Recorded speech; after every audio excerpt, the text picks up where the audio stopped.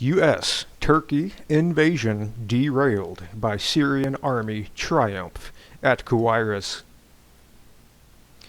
By Mike Whitney for Counterpunch on Information Clearinghouse, November 11, 2015.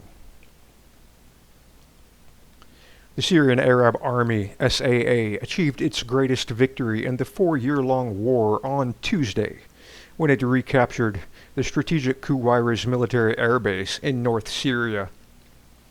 Hundreds of ISIS terrorists were killed in intense fighting, while hundreds more were sent fleeing eastward towards Raqqa. The victory was announced just hours after Turkish Prime Minister Ahmet Davutoglu said in an interview with CNN's Christian Amanpour that Turkey would be willing to invade Syria as long as Washington agreed to provide air support, create a safe zone along the Syrian-Turkish border, and remove Syrian President Bashar al-Assad. Now that Kuweires has been liberated, Davutoglu will have to reconsider his offer, taking into consideration the fact that Russian warplanes will now be within striking distance of the border, while troops and artillery will be positioned in a way that makes crossing into Syria as difficult as possible. The window for Turkish troops to enter Syria unopposed has closed. Any attempt to invade the country now will result in stiff resistance and heavy casualties. To fully understand the significance of Kuweires, we need to take a look at Amanpour's interview with Davutoglu and see what was being planned. Here's an excerpt. Christian Amanpour: would Turkey, under the right conditions, agree to be a ground force? PM Ahmet Davutoglu: a ground force is something which we have to talk together. There's a need of an integrated strategy, including air campaign and ground troops, but Turkey alone cannot take all this burden. If there is a coalition and a very well-designed integrated strategy, Turkey is ready to take part in all senses. CA Christian Amanpour: including on the ground? Davutoglu: yes, of course, we have to solve the Syrian crisis in a comprehensive manner. CA: so I understand what you're saying is that the condition for Turkey to be more involved would be an agreement by a coalition to also go after Assad? Davutoglu: yes, and against all groups and regimes that are creating this vacuum and this problem. On many days we are assisting the coalition in the fight against ISIS, but it is not enough. Now we are suggesting to our allies for many months, and now we are suggesting again, to create a safe haven and to push ISIS far away from our borders. CA: so what do you make of the US, Europe, and especially Russia saying Assad must and can stay for a period of time? Good question. Davutoglu: the question is not how long can Assad stay, the question is when and how Assad will go. What is the solution? The solution is very clear. It is when millions of Syrian refugees are all able to return home. Assuming there is peace in Syria, then this is the solution. And if Assad stays in power in Damascus, I don't think any refugees will go back. There is a need of a step-by-step strategy, but what is the end game? What is the light at the end of the tunnel? That is what is important to the refugees.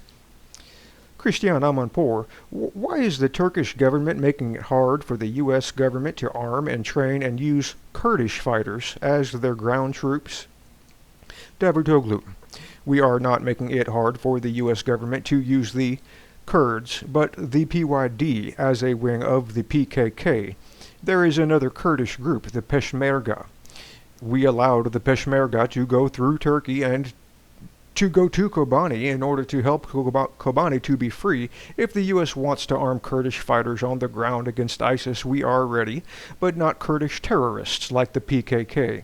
If they want to arm and help Barzani or Peshmerga and help them go to Syria, we are ready to help, but everybody must understand that today PKK is attacking our cities, our soldiers, and our civilians. We will not tolerate any help to any PKK-related groups inside Syria or Iraq. If that happens, Turkey will take all measures to stop it. For refugees to return, Assad must go, says Turkish PM, CNN. Let's recap. Even though the Russian-led coalition is conducting major military operations in Syria, Turkey is willing to invade provided that Washington meets its demands, demands that have never changed and which, we have said in earlier columns, were part of a secret deal for the use of the Incirlik Air Base so the U.S. Air Force could conduct sorties over Syria. What are Turkey's demands? 1. A safe zone on the Syrian side of the Turkish-Syrian border. 2. A no-fly zone over areas where Turkish troops are conducting operations. 3. A commitment to remove Assad. For a while, it looked like the Obama administration might abandon their alliance with Turkey and join with the PYD, the Kurds, in their effort to create a buffer zone where they could harbor, arm, and train Sunni militants to continue hostilities in Syria. In fact, Obama went so far as to airdrop pallet loads of weapons and ammo to the Democratic Union Party PYD militia just 10 days ago. Note, the U.S. has already stopped all weapons shipments to the PYD. Whether Obama did this to force Turkey into playing a more active role in Syria, we don't know. But what we do know is that a Turkish-U.S. alliance is more formidable than a PYD-U.S. alliance, which is why Washington is planning to sell out the Kurds to join forces with Turkey. Another sign that U.S.-Turkish relations have begun to thaw is the fact that Obama phoned Turkish President Recep Tayyip Erdogan to congratulate him on his party's victory 8 days after the election. The delay suggests that they were working out their differences before expressions of support. Erdogan needed the landslide victory to consolidate his power in parliament and to persuade the military brass that he has a mandate to carry out his foreign policy. Obama's phone call was intended to pave the way for backroom negotiations, which would take place during next week's G20 meetings in Ankara. But now that the Russian-led coalition has retaken Kuweires, it is impossible to know how the U.S. and Turkey will proceed. If Putin's warplanes and artillery are able to seal the border, then Washington will have to scrap its plan for seizing the 60-mile stretch of northern Syria that's needed to keep vital supply lines to U.S.-backed jihadis open or to provide sanctuary for mercenaries returning from the front lines. The changing battlescape will make a safe zone impossible to defend. The fact is, Kuweires changes everything. ISIS is on the run.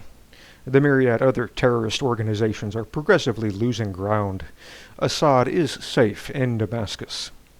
The borders will soon be protected, and the U.S.-Turkey plan to invade has effectively been derailed.